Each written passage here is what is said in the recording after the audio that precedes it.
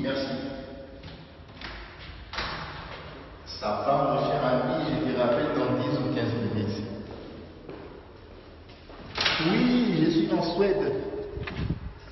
Oui, c'est dans le cadre des activités missionnaires, mais j'en profite aussi pour réaliser un petit élément avec notre jeune frère René Makondele. Oui, Makondele qui a été à King City et maintenant il joue en Suède depuis 12 ans. J'ai été chez lui et maintenant j'ai fait quelque chose d'introduction et après vous allez voir ça sur film. Oui, soyez patient. Ça va, je te rappelle dans 10 ou 15 minutes. Merci. À vous aussi, amis de Serge Tungila et Bundesfoot Africa, sans oublier Vision Club Média, notre société qui patronne nos émissions. Nous vous disons bonjour. Nous sommes ici en Suède et nous avons surpris notre cher ami René Makondele à Sandviken, une ville située dans les banlieues de la ville de Gävle. René Makondele à Kinshasa a été surnommé souverain par ses amis et ses supporters, ceux qui lui ont vu jouer au football. Chose étonnante, ici à Sandviken, ses collègues l'ont surnommé Mac is the King. Voilà, parfois nous sommes les prophètes de nos propres vies. C'est ce que vous allez voir dans ces courts-métrages que nous vous proposons, juste pour votre évasion.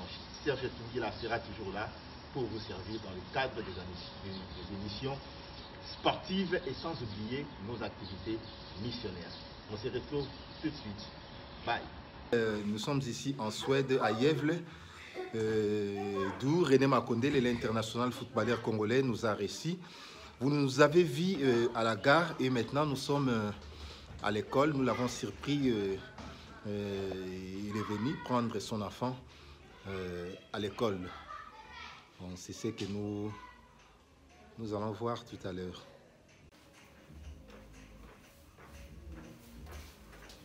Salut René. Salut. Ok.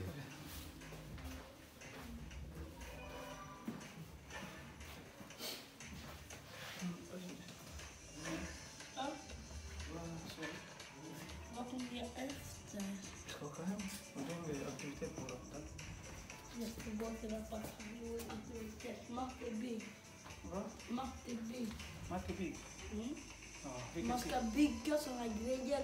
Jag ska bygga en sån maskin jag kan lägga min mobil. Okej. Men efter det, jag ska skjutsa dig till här. Och sen jag måste åka till träning. Okej. Ja. Ja, det är bra. Ska jag göra det. Och då slår signal till Tina för att vi är här. Va? Att vi är här.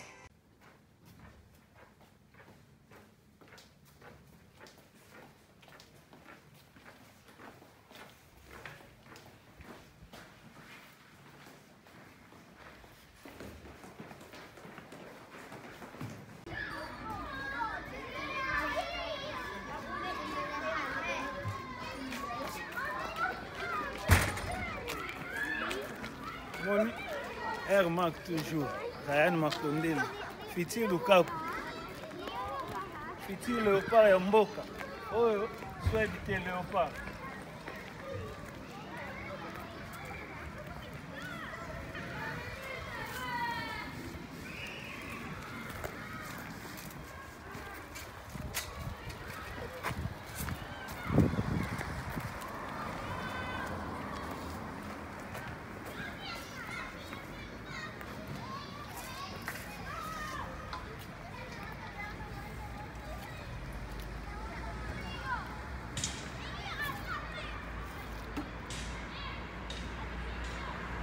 Tous à Ryan, dans la classe. Donc, nous avons avec moi réunion de parents. Nous avons madame Naël, nous avons ticket dans parler, nous avons classe à se reposer. Et puis, nous avons un peu de ville à Gävle. Classe et propulsé dans le monde de football. Il y a Mboka. Donc, Mboka, ville, tout ça, on a une opportunité na bima. Na komelaki na Stockholm, Gävle ville onde mtepesa nga temps de jeu mingi na club na bango yango moniki na bimisa ba talent na pe na mona na mingi na Suède quoi na azala na image bien ville pa na ngai eza lokola kini na ngai eza lokola ndako na ngai partout na okende me na kozala kana na image ya ville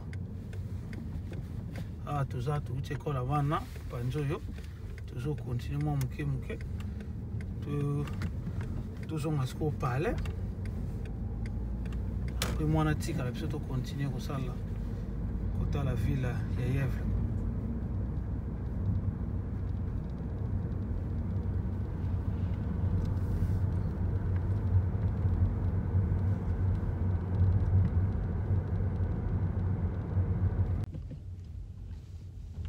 Voilà, Ryan sikoyo azongi na ye na palais aki kopema sikoyo tozo continuer na René Makondele alakisa biso un peu ville ya Yèvle esika azalaki vraiment na gauche boye toza na ville ya Yèvle na gauche la ville tomeka mpe okota ngo moke na ville ya Yèvle moi centre nango ezali po biso obenga yango centrum na biso ezali mwa boye après centrum na nsi eza petite ville eza ngoma makambo ebele osala te après centrum tozwa stade d'abord ya kala oyo nga na betaka na oyo na ye obeta ya sika tomona ngo donc eza na deux stades oyo ya sika nde moto ya plus moderne ke ya kala mais tolingai tocomprendre ke Yèvle nde epropulsa yo maintenant okomaka na Yogorden. Ouais, Yogorden eza club oyo eyaki vraiment kozwanga parti ya kine après avoir kobeta kuna 4 ans gagné championnat na bango 2 fois gagné coupe à Suède na bango 2 fois après nde esengai ngai nazwa temps de jeu mingi ya kobeta et puis nalingai club oyo kopesanga batemps de jeu mpona bimisa batala na ngai na mboka oyo après Yèvle se présentait comme club oyo elingaki kopesanga nde tosolai baclose na biso yango esengaki na Yèvle eza 2 heures de temps na Stockholm na bino esengaki naya na ville oyo parce que nga koya nanga Suède ezalaki teke mpona komona mboka ezalaki mpona beta donc partout elingaki kopesanga chance ya kobeta fallait ke na bouger donc na bougeaki yango nakomai na mboka ville na biso yango eza na droite oui. Donc ville na biso eza na droite tout ça na kati déjà ville donc l'axe qui na fandra na kati ya ville mais tomonaka ba image er besoin na kini wana na ba Yannick Bapupa tomonaka oza robeta na yo na Yogorden ouais na bando beta na Yogorden so tali bien que 2001 otokomaki na mboko ti 2004 na betaki na Yogorden 2005 nde na Yèvle après na Yèvle nde première année na beti na marqué tant na na Yèvle na abimi presque meilleur joueur du championnat nde na 2007 na tikaki Yèvle na 2007 na ba août wana na tikaki Yèvle pona kende Helsingborg oyo esombaki ngai oyo pe apartir ya Helsingborg. C'est aussi un grand club et wana eza grand club à Suède Larsson kuna nde tosala na okutana légende ya mboko ya football ya mboko Larsson après Larsson nde makambo efungwami lisusu esali ke lisusu Suède eyebanga bien vraiment na kota na mitwa basuédois c'est bon alors présentement sikoyo oza na club nini présentement sikoyo na Sandviken eza club ya 3e division tokokoma kuna mpe tokokoma kuna na pokwa parce que na entraînement na pokwa tozala na yo bayebi baza mpe déjà informé donc fallait na tika na nga anome ya mon ancien entraîneur o azwaka nga na Yèvle ye nde moto azwa club yango asengaki na soutenir ye mwanda mpona asala ba résultat bien na club wana mais eza club ya ville oyo eza club ya ville oyo te eza libanda ya ville oyo eza 20 minutes banlieue ya ville oyo eza 20 minutes na ville oyo donc yango ezaki na ofanda wa mais nazobeta kuna mais bientôt la pe na okoma kuna po parce que nazo moni pa naza dana na va ko déménager to okoma pe na ndako ya sika peut-être si moyen zalo au filmango donc eza bongo na minute oyo ezaki na s'entraîner kuna na beta match kuna mena ofanda na noa ah tozaka na kata vie tozo tourner to kesko na stade ya mbanga stade esalanga oui bimisa batala nanga donc topoma kuna kala mingi te ça va kitoko totala tokoma na terrain tout le monde ici car René a évolué qui tout ce qu'on a au conduire ouais mboka ngotala kaka eza ba mboka ba loi bon à tout à l'heure merci donc sikoyo tozokota na stade namoni awa Villa Stade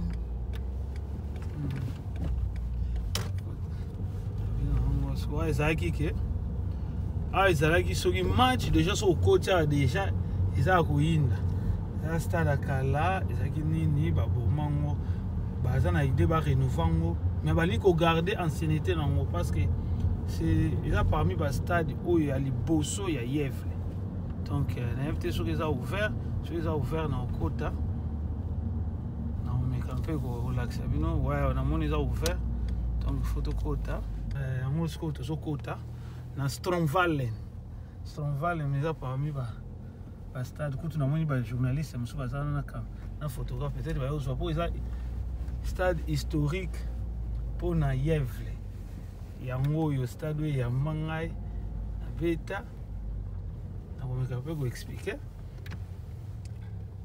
stade yango nayebi te soki banani baza bafto parke nano mpo wana bamboka basala eloko nyonso nde balingi te donc fo tobima tomi mpe kotala mwa moke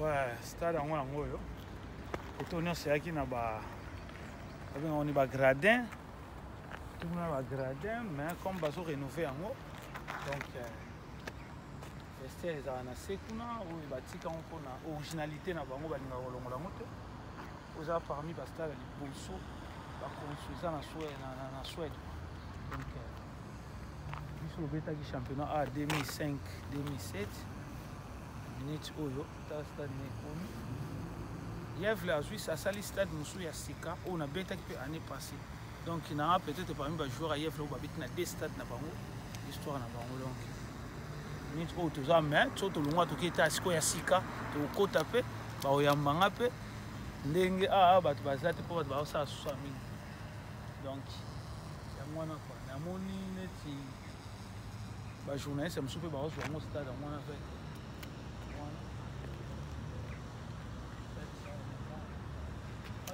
questionnaire sur stade donc journaliste ya Suède te surprendre bango pe awa bango pe baye bazosala reportage tomoni pareil na bango caméra yango wana ezozwa à partir ya likolo ouais eza surprise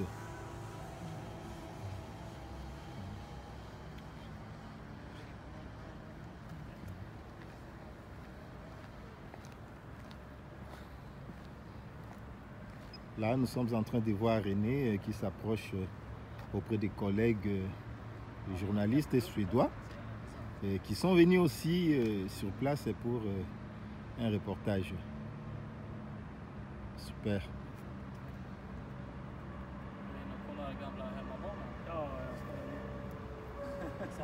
Lite så, precis jävla IF, kind of. Okej, hela historia eller bara? Ja, vi ska nog lite mer nutid, men vi ska nämna historien liksom. Men... Ni ska inte glömma Pelle. Nej. Vi får komma till Sandviken och ta lite... Ja, exakt. lite udda och Pelle. Det är en som är lite... han är... Man ser, även när han tränar SIF, men man ser... Som GIF, han är fortfarande så. Ja. Han är på varje match, han pratar alltid om GIF. Ja. Efter GIFs match, Lennart säger fan, det går inte. Ja. Max Rand. That's all for come ahead.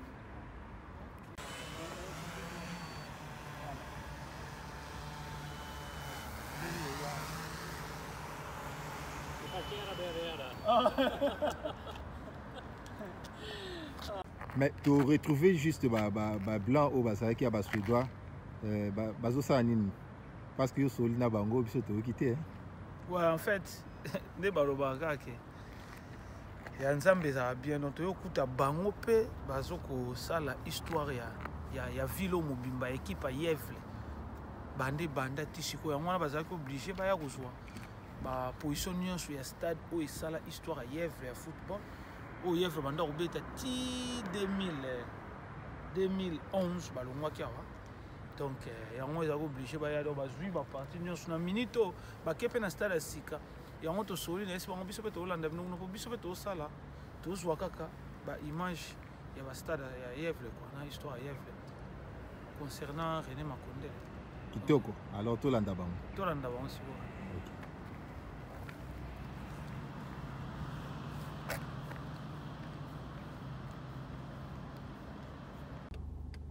Ah, siko tozokende ya Pyrénées. Ah, siko tozokende na stade ya sika. Mais toleka na hôpital ya monene ya Yevle. Hôpital oyo naza na ba souvenir ya bien nango parce que mwana nga liboso abotama na hôpital oyo. Donc bientôt là après trafic signal oyo na relaxa ville.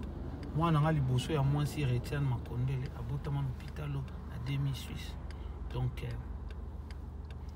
ezaki pour la première fois nakoma papa. Et pour la première fois nakoma papa. Donc pour nangai etika la hôpital moko histoire souvenir donc hôpital longo nyonso bandi o nyonso tozomona na gauche et hôpital na département nyonso ezali awa olinga o déjà tokoti na entrée nango na droite nango tozomona ba parking na gauche nango ezali hôpital nyonso o tozomona na gauche nango ya mwana plus précisément na se awa na sende wa place babotaki awa osika te donc maternité zawana donc naza tout le temps na ba image wana ya jour yango quoi parce que tout est vers stade à sika poto witi na stade à kala nzelo zo meso vers stade à kala mingi te to koma bomo na stade à sika Yevle kitoko. Donc yo beti na tout le deux stades. Ouais, na beti na tout le deux stades. Donc année passée na beti na Yevle tsusu. Na beti na stade wa sika. Puis tout le monde baza kuna ba yebi ngai et puis ya kala na beta place nde et bimisanga donc. Na moi na chance moi na nzambe pour ya participer na deux stades na ya histoire ya mboka donc naza vraiment content na moi. Particulièrement et là nini oyo réalisé pendant na Yevle étant footballeur. Ouais, nga na Yevle na tiki image moya bien parce que Yevle ezalaki équipe oyo ezalaki na difficulté à se maintenir na première division. Nga na yaki nazalaki na nini wana. Nazalaki na nini wana image wana ya ko fandisa bango ba se maintenir.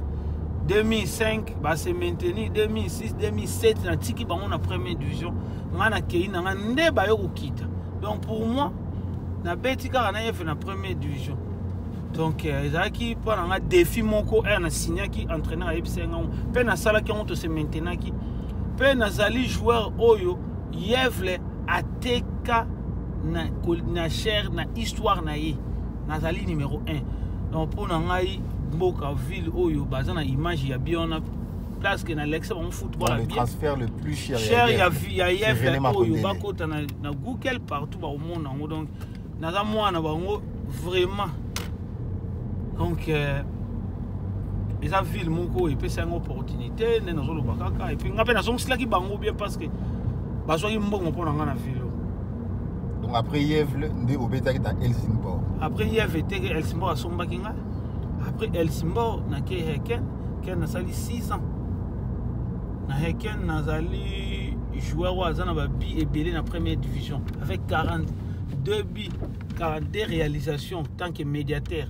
Nazo naza numéro 1 bao nyonso baoya peut-être bakozala nayebi ke Paulinho brésilien azotia mpe mingi mais nayebi te soki akóma na 42 bi na histoire na yeke na première division donc nayebi ke moko susu suédois moko aza kuna Hendrickson ye aza na 41 ngam nalekaki na 42 bi donc na Helsingborg nasali mpe baimage ya bien nabeti na bango Europa League tobetaki na Bordeaux na Galatasaray banonda libanda na Galatasaray ononda atiaki biso 2 buts tokani bango 3-2 donc na tuna baimage ya bien avec c'était comment rencontre na ona nonda na des Congolais au Boutana Mista.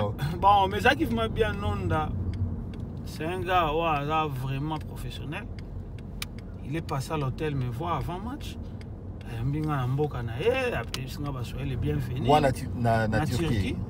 Après un match, solo il pas avant match. Na terrain, on était titulaire les deux. Abeti, Abeti. Malgré un abima qui est 5 minutes même. Tout ça qui surprise on mené bon to komi bon na 4 minutes to komi na stade Yevle soit on déjà ngwana tout ça na isoki makasi stade isoki ya Brines tout ça na stade Yevle ya moto wana on gauche ya munene Gavle Valley donc il meilleur stade Yevle ngo batongi na beta ki pas année passée surtout ce qui na entré na ngo to kota puis ça gâté tout monde en libanda to kota tout ça va quelques images so pe bazar ko nota accueil à tout côté là boye côté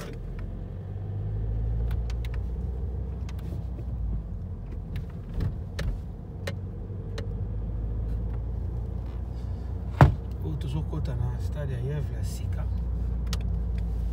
ou ba bengi na kombo ya Gavle Valley donc Yevle ils ont le Kin City na yo. Ouais, il faisait quoi King City nangai malgré you go den tout en parking malgré you go dem te beng sang na mboko mais équipe epesa ngai chance mingi c'est Yevle ti lelo bazaka reconnaissant ba service na sala bango na ville donc c'est pour ça dans la ville on a fait na roi moi na bango entrer na ngo ba ko bien spell entrer si un travail joué tu alors pourquoi là alors qu'est-ce que ouvert ouais ça ouvert ça fait un peu de temps d'ailleurs les gens dans sous ça va welcome ti café val soyez les bienvenus dans café val pour ça va et puis on a fond là côté ba joueur on a son clé na va monter ah ouais ça parce que joueur na ba dirigeant avec les autres caméras moi on a connecté on va passer gym même ce que ça a ouais faut que un stade moyo na biso ko na kati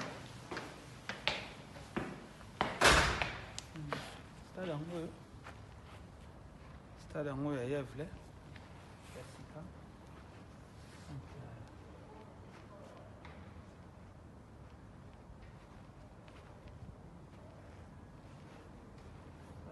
Sika. Não sou peut-être lá na carte, mas na carte.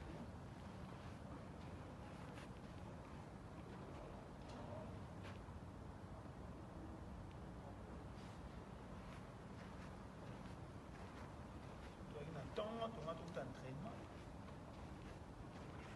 C'est ça.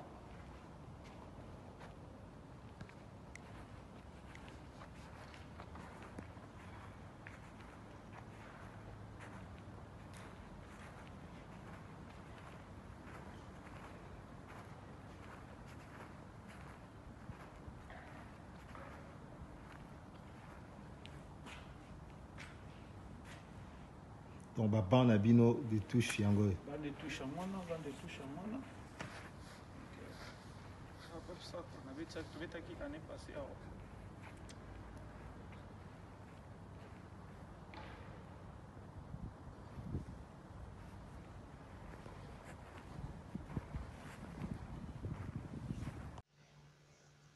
Voilà René Tokomi awa siko na ndako sika. Ndako sika moyo qui peut faire ça. Donc il faut que ça veut qu'un EF ok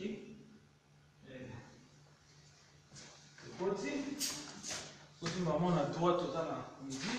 Déjà, bio, déjà, déjà. Et là, on classe ça, on mange soya. Après, tu classes. Après, on gauche, on gauche, tout on gauche, tout en toilette. C'est là, bio, on est déjà.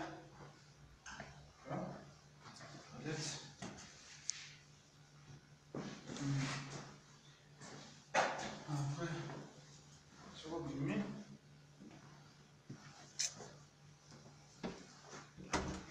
chambre, moi, il n'y a rien.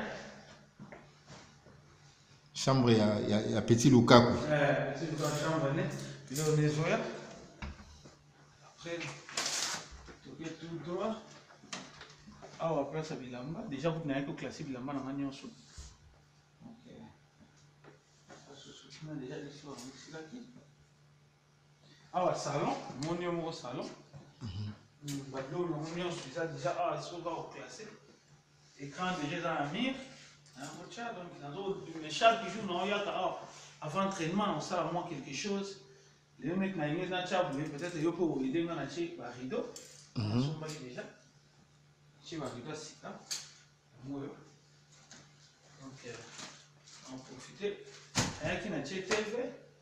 Chez la rideau, on a classé, tapis à moi. Et puis, après, côté qu'on a à gauche, il y a la chambre dans la main. Je vais la chambre dans la main. Alors, on va faire la paix.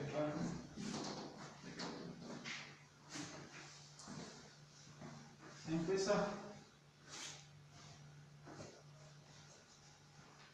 Il y a une chose à la table. Ah, tu as quelques photos. Il y a qui? Il y a Rétien. On a un bossé.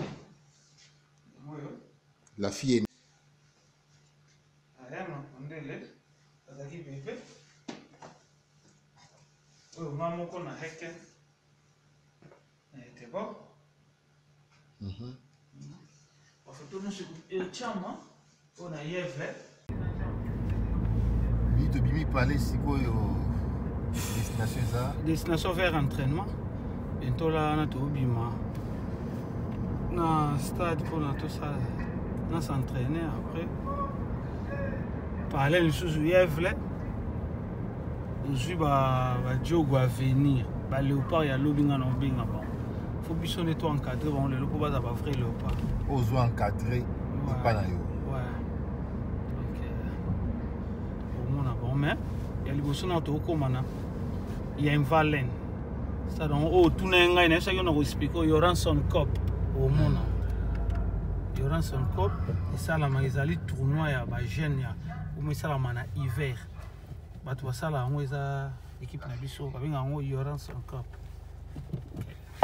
Bissot, comme va jouer tout travail à Pékouna. Pour arbitrer le match, et ça va tourner à salle. Donc,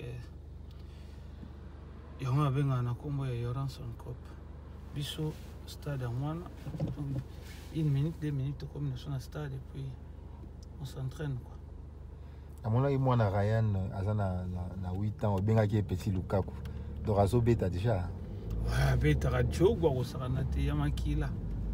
Beta Radio, comme ça. Mais en fait, en Afrique, on a comment gérer moi, à jouer à balle. On a ligne vraiment presser. Ça peut être presser moi dès le début, mais orienter moi, encadrer moi, pour nous sentir peut-être que. La pression en nation, tu as aussi qui m'a orienté. Quand tu as un ticket, tu as un beau ticket. Parce que dans le début, attends, tu commis déjà, il y aura son money, il y aura son arène en moi. Il y a un stade où tournoi de bêta manakati. Dans minute où bazan tournoi à Coupe du Monde, il y a Bandi, il y a sport mou bêta kawa. Donc ils ont bêta déjà na kati où mon money va voiture. Na kati on mais puis surtout qu'il ne soit pas football. Le football au monde. Ok.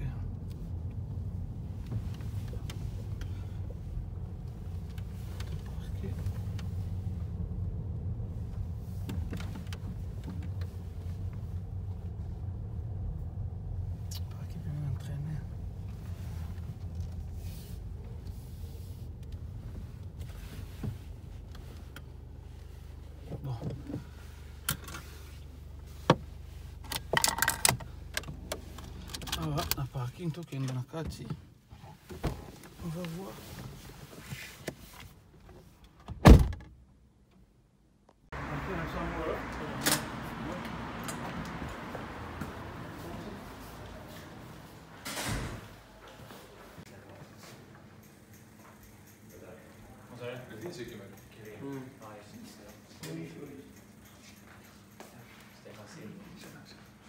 I am Serge Tungila, journalist. I'm coming from Congo Democratic.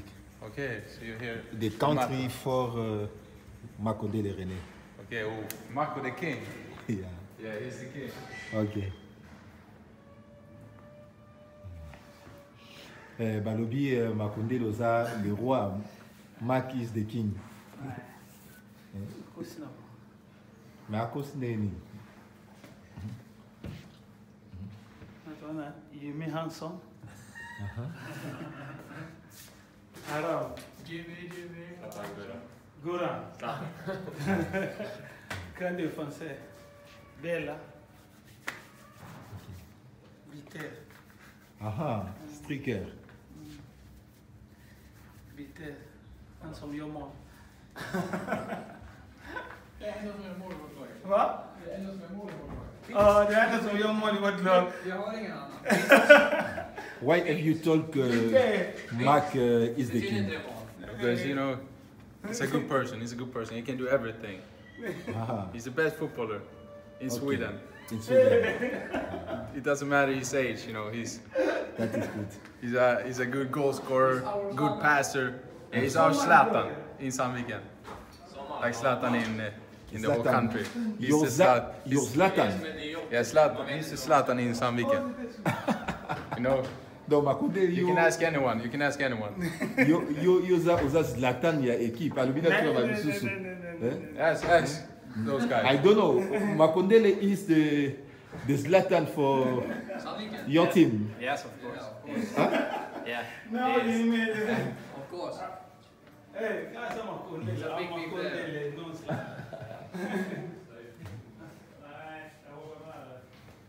He told me now he's want to finish with football. Football? Yeah. Oh, he's still good, so he must continue to play. Yeah. He must continue to play. He's good.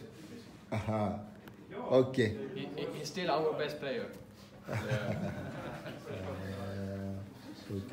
Donc balobi Makondele akoki kotika football te. Baza na besoin na ye a continuer toujours kobeta. Alors pour na bango Makondele aza le roi. Balobi Makondele is the king. Et Makondele est aussi le Zlatan Ibrahimovic de cette équipe. En tout cas, c'est un très bon témoignage.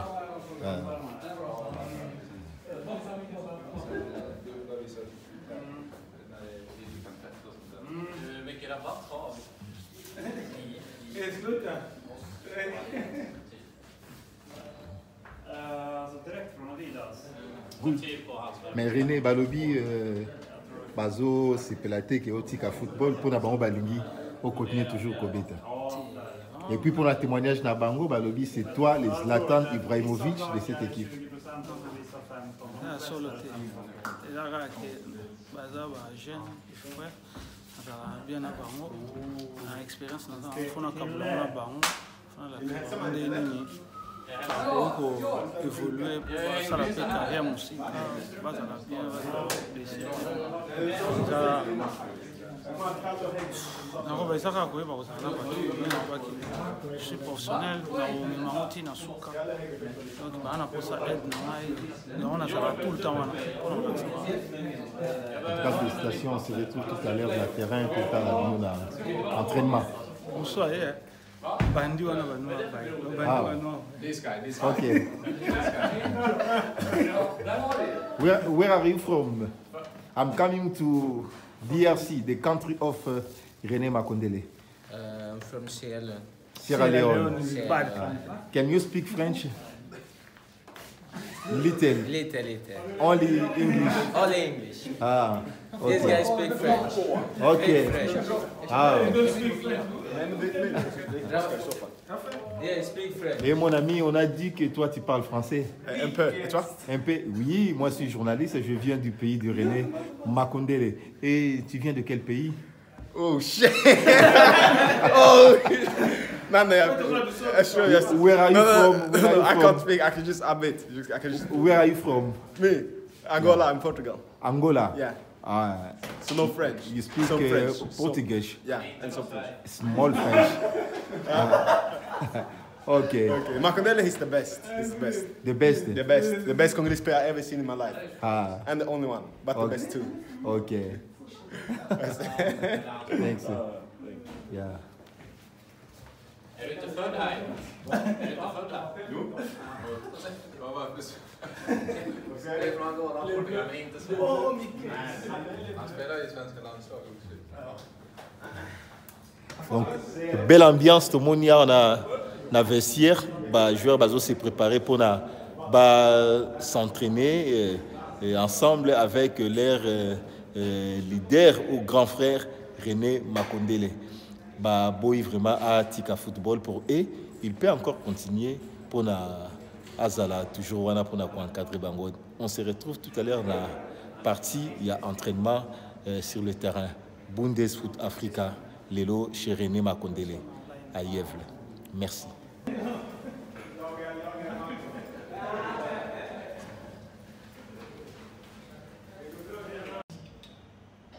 Merci de l'opportunité aujourd'hui. Tack för att du gav honom tid. I cannot speak good English, Han kan inte prata engelska, but I speak to Lingala. Lingala is my men han kan prata lingala för att alla från Kongo. Und René can translate for me. Jag kommer över. Ok, mais aujourd'hui, occasion Roberta na René pour nayo et salut René. Vad du tänkte när du spelade med mig samma lag? Yeah, at first I was very happy to be in the same team as Marco because I'm coming from the same club that he played in once before when he started his career in Sweden. Ese mopona e ya Roberta na ngai parce que akomi liboso auti club mo na ngai na Yevle. So I know everything about this man. So when I came here, I was like, oof, he's a good player.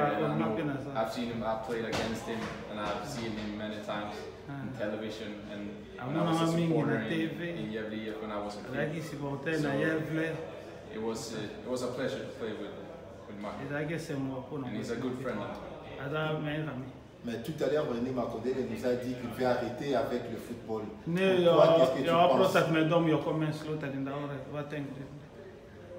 I hope it's not true. I hope he will regret his mind.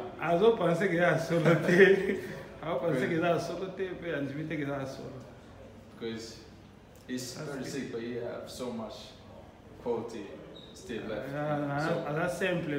We need him. And we need him in the locker room for success. Mais à lobby, Yoza Biter. Mais Makondele soit de Makondele laisse taper ça au papa passe. He's the reason. I've been talking much to him. In tough days and good days. And he gives me support. And he helps me very much. So it's important to me and to everyone.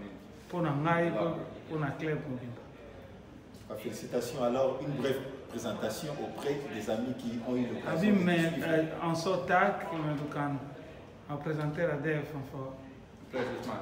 Okay, my name is Emil Belander, and I'm from Sweden, and I'm from. My mom's from Sweden. My dad is from Gambia and United States of America, and I'm a 24-year-old football player in Zambia. Alors quand il sera devenu un grand comme Zlatan Ibrahimovic, je vais revenir encore pour t'interviewer. Alors je vais appeler René Makondele. Il faut pas tout son Zlatan Ibrahimovic encore interviewer before il te taque. Or like Marco. Like Marco. Thanks. Thanks, man. Okay.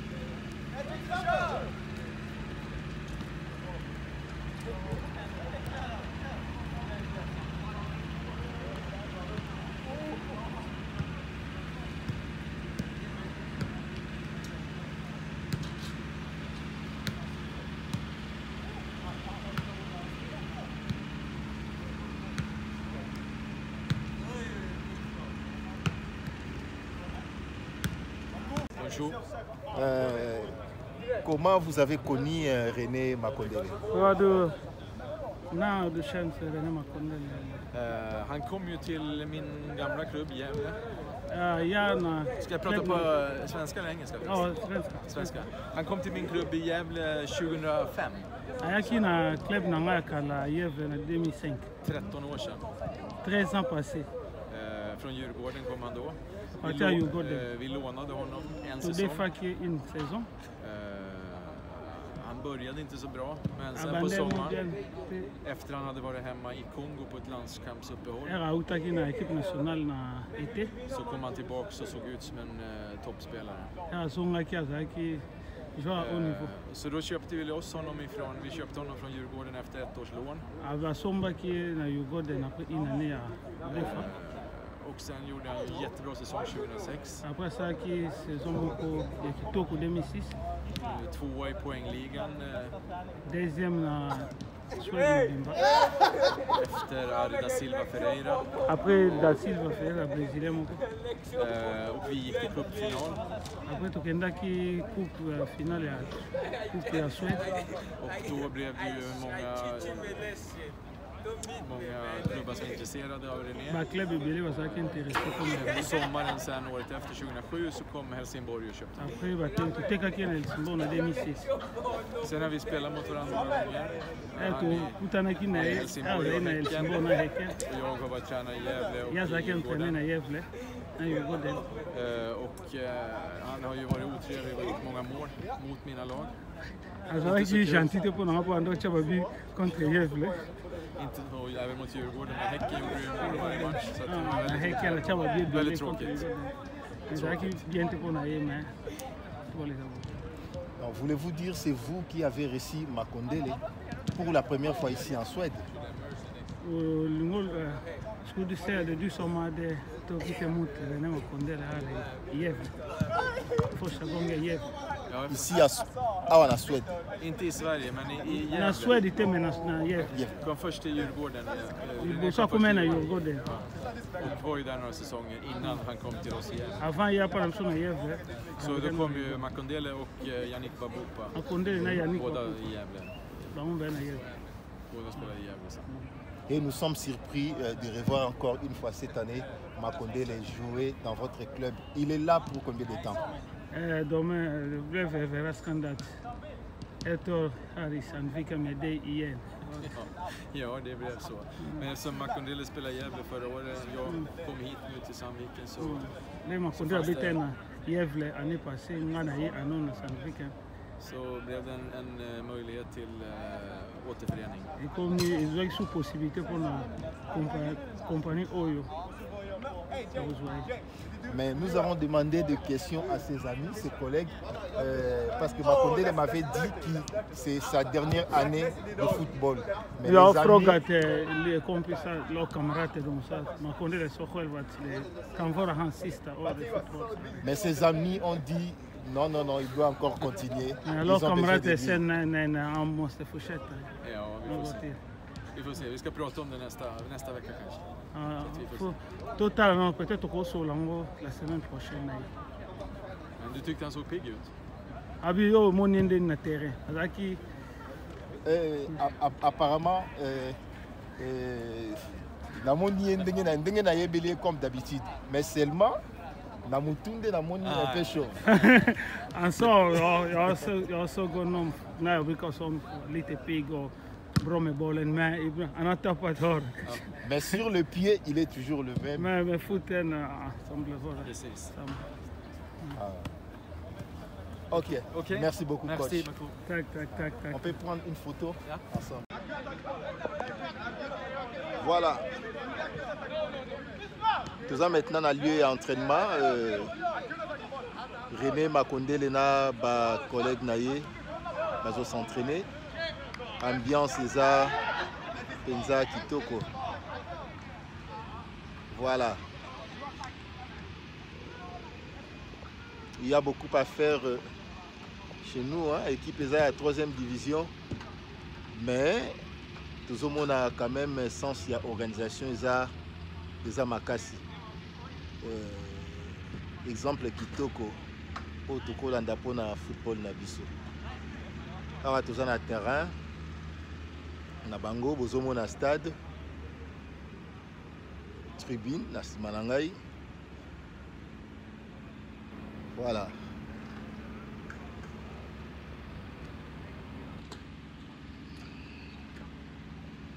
Ok. Équipe et recevoir biso très bien na séjour na biso na Yevle. Tout à l'heure direction il y a équipe est préparée. Teni Vares pour la journaliste Serge Tungila et tous les joueurs bah signé na Vares wana na Ozwango tout à l'heure avant donc juste ce qu'entraînement Messili avant Tozonga. En tout cas que Dieu bénisse René na parcours naïe carrière naïe au Asali on a Suède. À la fin, il y a carrière naïe, mais Ami naïe balingi a continué. Pourquoi? Parce qu'il y a vraiment modèle, talent et ça toujours, force et ça lango, mais pour la René à Zomona a arrêté. On verra peut-être à rechanger à vie pour habiter même encore une ou des années de plus. Serge Tungila est Bundesfoot Africa depuis Yevle en Suède. Vous dis merci de nous avoir donné ce temps pour suivre ces petits films que nous avons préparés pour vous. On se retrouve tout de suite. Merci.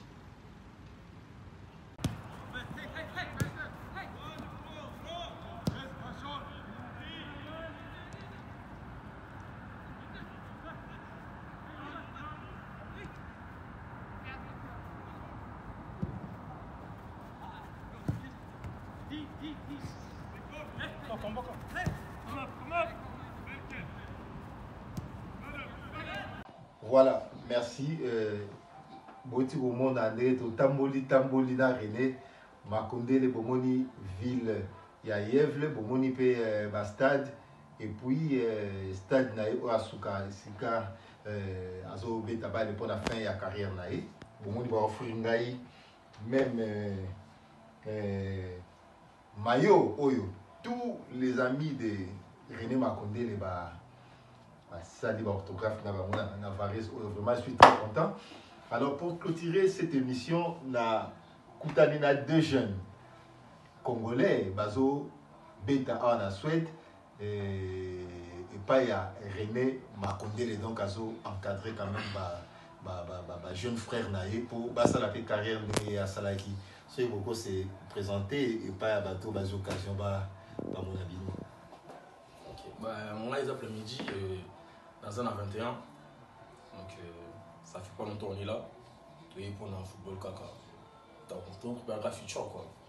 Donc on s'entraîne toujours tous les jours et aller au gym, aux entraînements, tout ça pour devenir comme René Makondele, vous voyez. Donc c'est ça quoi. Plamedi, c'est un prénom. Mon prénom, ouais, Plamedi Kedia. Plamedi Kedia. Ah, 21 ans. Ouais, 21. Et à ma gauche, nous avons Daniel Dessoubi. Daniel Dessoubi. Âge 18 ans. 18 ans. Vous avez évolué dans la poste de médiateur. Médiateur. Milieu offensif ou défensif? Défensif. Défensif. Et toi? Ouais, moi, un attaquant.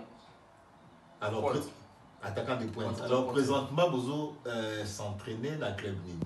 On est à Saïk.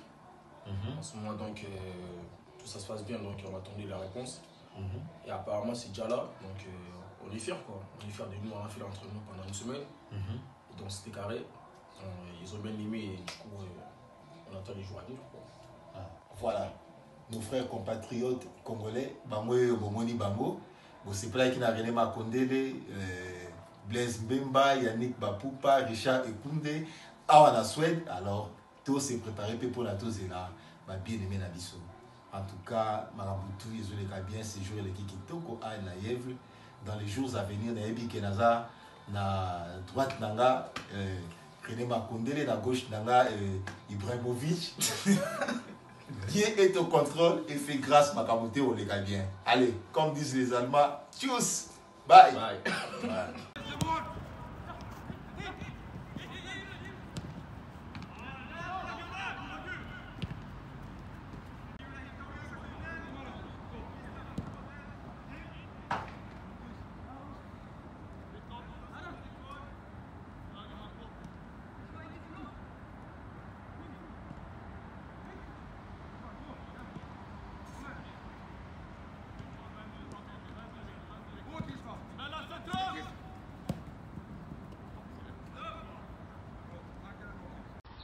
Tout est bien qui finit bien. Aujourd'hui, nous vous avons présenté René Makondele Muzola, souverain pour ses fanatiques.